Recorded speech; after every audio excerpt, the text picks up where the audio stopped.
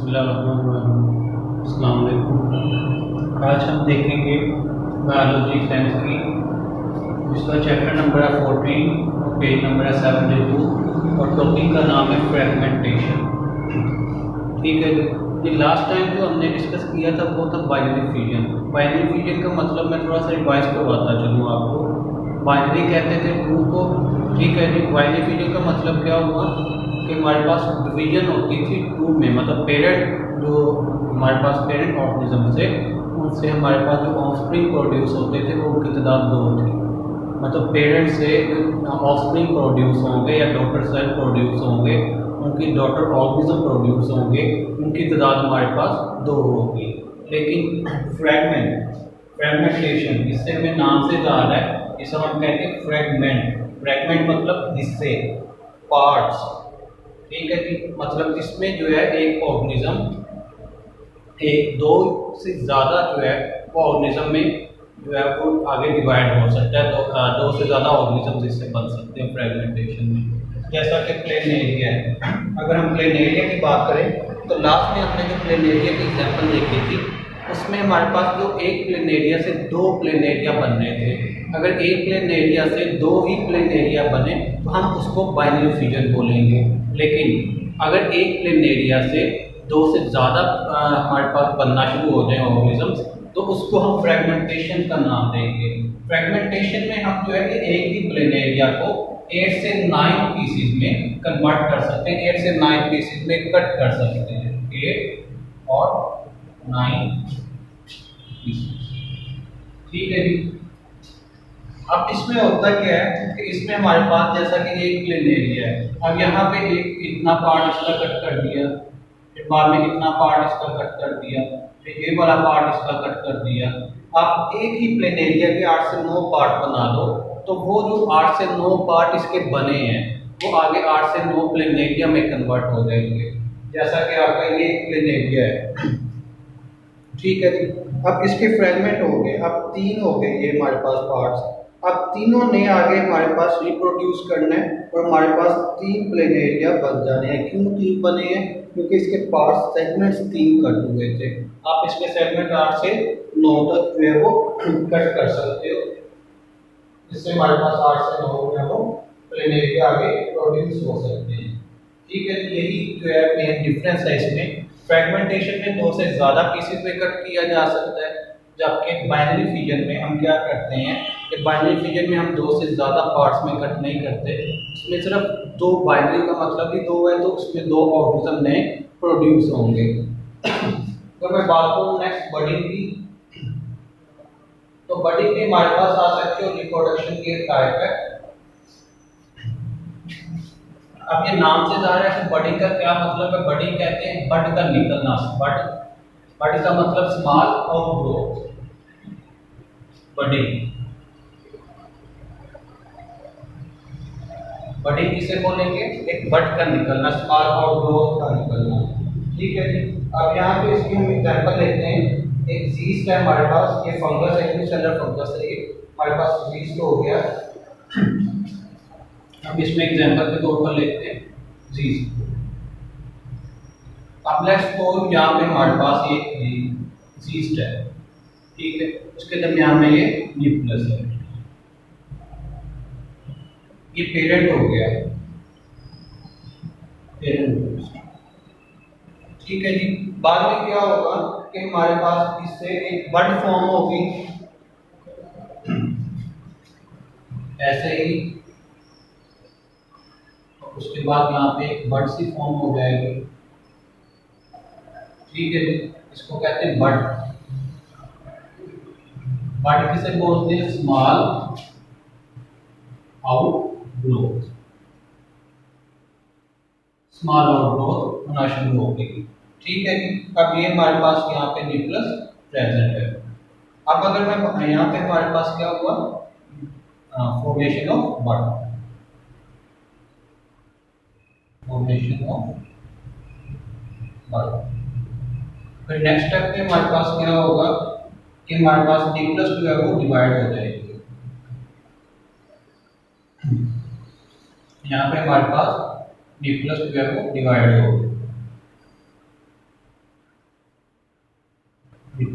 Divide, और D plus के divide होने के बाद ये जो एक डी प्लस है वो यहीं पे रहेगा, दूसरा जो है मूव कर जाएगा बट के अंदर।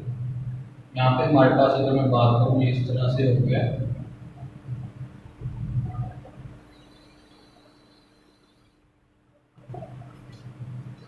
तो एक जो है यहाँ पे मूव कर दिया। अगर मैं बट की बात करूँ तो ये हमारे पास बट जो है यहाँ पे एक जो है वो मूव तो कर गया यहाँ पे, लेकिन होगा क्या कि एक ही जीस के अंदर एक या एक से ज्यादा बर्ड्स बन सकती हैं।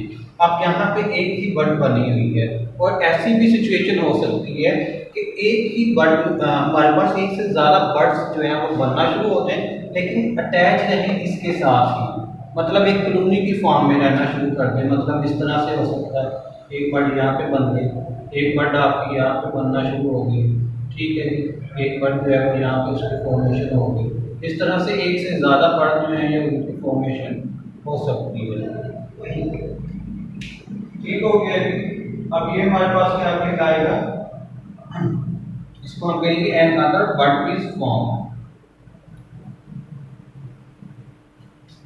इस तरह से बर्डिंग जो है ये हमारे पास होती है जीस के अंदर। अगर मैं बात करूँ जी अब हाइड्रा की, तो हाइड्रा हमारे पास एक एनिमल है।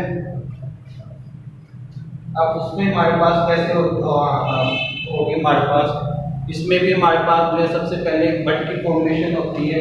अगर आप यहाँ से देखो ये पहले सबसे पहले यहाँ पे एक स्मॉल आउटग्रोथ बट की फॉर्मेशन हुई है, वो इनलार्ज होना शुरू हुई है, मतलब सेल्स डिवाइड हुए हैं। ये देख सकते हो आप यहाँ पे इलोंगेशन हुई है, और एक पॉइंट ऐसा आया कि बट यहाँ से डी अटैच हो गई है। ये हमारे पास पेरेंट बॉडी है ये वाली, अब पेरेंट बॉडी से बट जो है वो डी अटैच हुई है, और वो हमारे पास जो बट डी अटैच हुई है वो बाद में नए ऑर्गेनिज्म में कन्वर्ट हो जाएगी। ठीक हो गया जी। अच्छा जी, उसके बाद कोरल्स है। कोरल्स में हमारे पास क्या होता है कि कोरल्स में जो बर्ड्स निकलती हैं, लेकिन कोरल्स में जो बर्ड निकलेगी वो एक दूसरे से डी अटैच नहीं होंगी, वो एक कॉलोनी की फॉर्म में ही एक दूसरे के साथ रहते हैं। अब हमारे पास spore formation, spore formation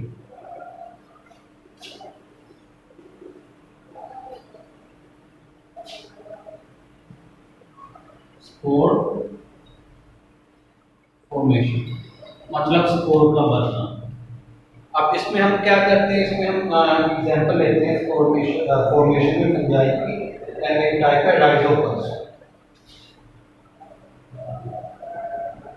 Rhizopus, अब राइजोपस में क्या होता है कि राइजोपस जब अपनी रिप्रोडक्टिव एज में पहुंचती है तो इसके जो सेल्स हैं, बॉडी सेल्स हैं, वो ठीक वॉल बना लेते हैं अपने एज में। जब ये पहुंचेगी रिप्रोडक्टिव एज में, रिप्रोडक्टिव एज में, ठीक है, तो इसके जो सेल है वो अपने इर्द गिर्द एक थिक वॉल बना लेंगे, थिक वॉल। अब वो थिक वॉल हमारे पास क्या कहलाएगी, स्पोरेंजिया। थिक वॉल कहलाएगी स्पोरेंजिया, ठीक है। उस थिक वॉल को हम नाम देंगे स्पोरेंजिया। अब इस स्पोरेंजिया या फिर सिमिलर स्पोरेंजिया, अब इसमें क्या होगा हमारे पास कि ये जो स्पोरेंजियम है उसमें सेल जो है वो डिवाइड होंगे और हमारे पास बना लेंगे स्पोर्स। इस स्पोरेंजिया या सिमिलर स्पोरेंजियम, इसमें हमारे पास सेल डिवाइड होंगे और सेल डिवाइड होने के बाद ये बना लेंगे स्पोर्स, ठीक है। इस तरह से ये स्पोर की यहाँ पे फॉर्मेशन होती है। अब हर जो स्पोर है उसको कवर किया होता है सिस्ट ने। अब जैसे मैं यहाँ पे आपको शो करना चाहूँ तो ये हमारे पास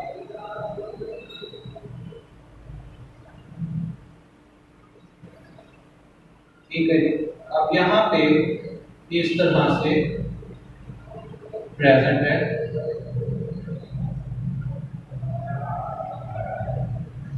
हमारे पास थिक वॉल मतलब स्पोरेंजियम, यहाँ पे इसको कहेंगे स्पोरेंजियम।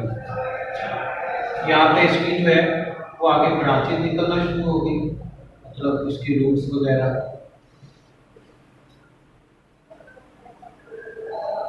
स्पोरेंजियम या स्पोरेंजिया है, क्योंकि हमारे पास जब मैं इन दोनों की बात करूँ, ठीक है, तो ये स्पोरेंजिया हो गया।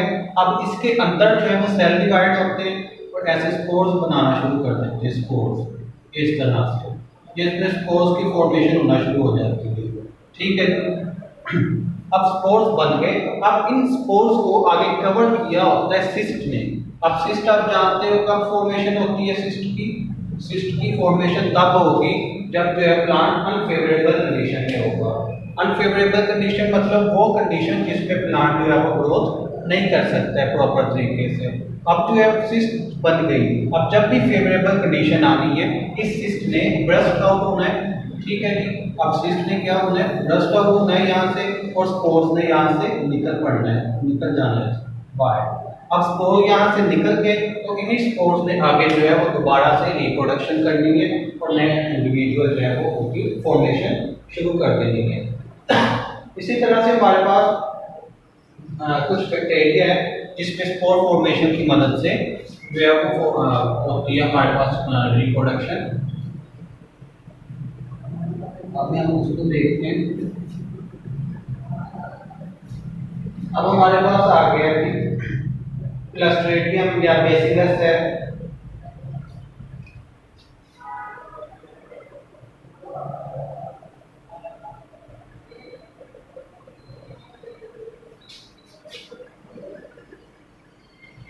बेसिलस, ठीक है, BACILL, ठीक है,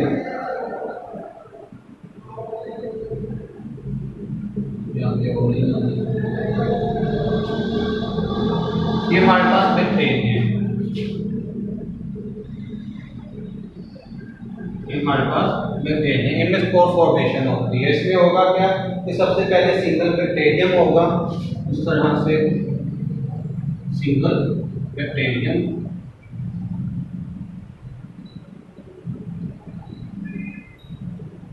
बाद में इसमें स्पोर फॉर्मेशन होगी इस तरह से। ये हमारे पास स्पोर की फॉर्मेशन होगी, इसको हम कहेंगे एंडोस्पोर, इसको हम नाम देंगे एंडोस्पोर। एंडोस्पोर क्यों कहेंगे? क्योंकि बॉडी के अंदर स्पोर की फॉर्मेशन हो रही है, ठीक हो गया, क्योंकि बॉडी के अंदर स्पोर की फॉर्मेशन हो रही है, इसलिए इसको नाम देंगे एंडोस्पोर का।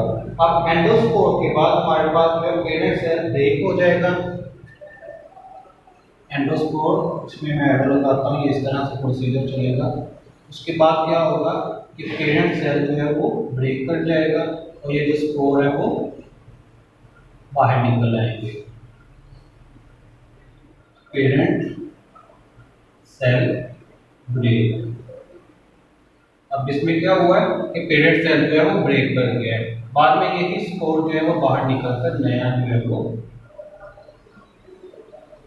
ऑर्गेनिज्म प्रोड्यूस करवाएंगे, नया बैक्टीरिया जो है वो उसकी प्रोडक्शन करवाएंगे।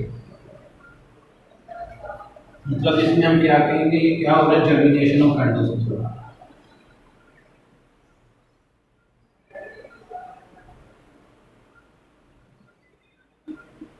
जर्मिनेशन ऑफ एंडोस्पोर, मतलब एंडोस्पोर की जर्मिनेशन शुरू हो चुकी है। अब अगर मैं उसके बाद बात करूंगी पार्थिनोजेनेसिस की। पार्थिनोजेनेसिस एक इंपॉर्टेंट टॉपिक है, आपका पेपर में आ जाता है पार्थिनोजेनेसिस। अब ये हमारे पास क्या चीज है? ये भी हमारे पास असेक्सुअल रिप्रोडक्शन की एक टाइप है।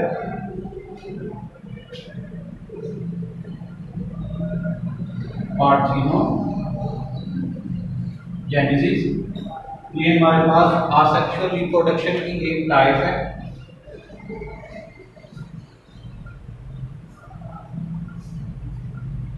रिप्रोडक्शन, अब असेक्सुअल रिप्रोडक्शन इसमें होता क्या है? असेक्सुअल रिप्रोडक्शन जिसमें एक ही पेरेंट जो है वो आगे ऑफस्प्रिंग प्रोड्यूस करवाता है। ये इसमें हमारे पास क्या होगा? इसमें हमारे पास जो एग सेल होता है, एग सेल वो अनफर्टिलाइज रह जाता है, अनफर्टिलाइज। अनफर्टिलाइज रह जाता है और आगे हमारे पास न्यू जो ऑर्गेनिज्म है वो प्रोड्यूस करवाता है।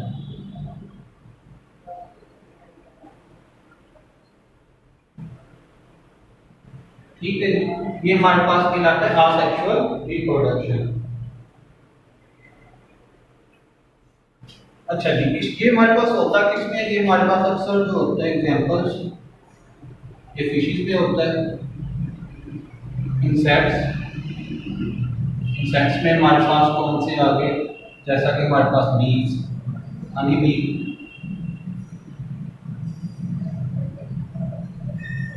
ठीक है जी। और उसके बाद जो है कि ये हमारे पास कुछ फ्रॉग में ये इस तरह से रिप्रोडक्शन जो है वो होती है।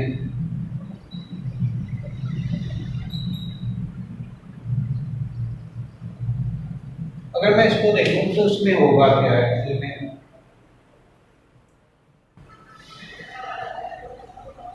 इसमें हमारे पास क्वीन होती है, क्वीन मतलब मलका, जो कि जो है क्वीन वो ले करती है एग्स को हनीकॉम्ब में, हनीकॉम्ब में इसने एग को ले करना है। अब उसके बाद कुछ एग ऐसे हैं जो कि अनफर्टिलाइज रह जाएंगे, अनफर्टिलाइज, ठीक है, अनफर्टिलाइज रह जाएंगे। और जब वो अनफर्टिलाइज रह जाएंगे तो हमारे पास जो है वो ऑर्गेनिज्म जो प्रोड्यूस होगा वो होगा हैप्लॉइड। ठीक है, हैप्लॉइड ऑर्गेनिज्म प्रोड्यूस होगा जिसको हम कहते हैं, इसमें हमारे पास हैप्लॉइड ऑर्गेनिज्म प्रोड्यूस होगा। हैप्लॉइड क्या होगा वो ऑर्गेनिज्म, वो हमारे पास होगा मेल, मेल बी, जिसको हम ड्रोन का नाम देते हैं, ड्रोन। ठीक है जी, क्या हुआ, क्वीन ने एग्स ले किए हनीकॉम्ब में, वो एग्स जो है अगर अनफर्टिलाइज रहेंगे, अनफर्टिलाइज मतलब कि मेल जो है स्पर्म जो है वो एग के साथ जो है वो नहीं हो पाएगी उनकी फ्यूजन, तो क्या हुआ है कि उसमें हमारे पास जो ऑर्गेनिज्म फिर भी प्रोड्यूस हुआ वो कौन सा होगा, हैप्लॉइड मेल, और वो मेल को हम क्या नाम देंगे, ड्रोन का। ठीक है जी, अब हैप्लॉइड मतलब इसमें नंबर ऑफ क्रोमोसोम की तादाद कितनी है, 1 है। क्यों 1 रह गया, क्योंकि अनफर्टिलाइज रह गया।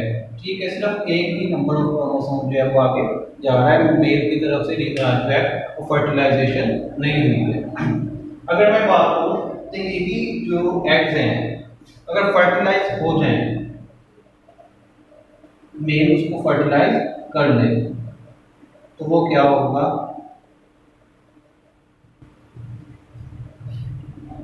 अगर ये फर्टिलाइज हो जाए तो ये हमारे पास डिप्लॉयड बन जाएगा, डिप्लॉयड सेल मतलब UN हो जाएगा, और ये हमारे पास इससे जो ऑर्गेनिज्म जो है बीज प्रोड्यूस होगी वो क्वीन होगी और वर्कर डी। ठीक है जी, क्वीन या वर्कर डी जो है आगे प्रोड्यूस होती है। अब वर्कर डी जो है नाम से ज़्यादा है कि उसका सिर्फ काम है वर्क करना, जबकि क्वीन ने क्या करना है, मलका है तो इसने जो है हनीकॉम्ब में रहना है और सिर्फ एग जो एग है वो ले करने हनीकॉम्ब के अंदर। ठीक है जी, ये हमारा टॉपिक था पार्थिनोजेनेसिस का। उसके बाद जो है वेजिटेटिव प्रोपगेशन, ये हमने जो है नेक्स्ट टॉपिक में डिस्कस करना है, और ये इस बार के पेपर में ये लॉन्ग के तौर पे आया था, इसको आपने अच्छे से प्रिपेयर करना है वेजिटेटिव प्रोपगेशन को। ओके जी, अल्लाह हाफिज़।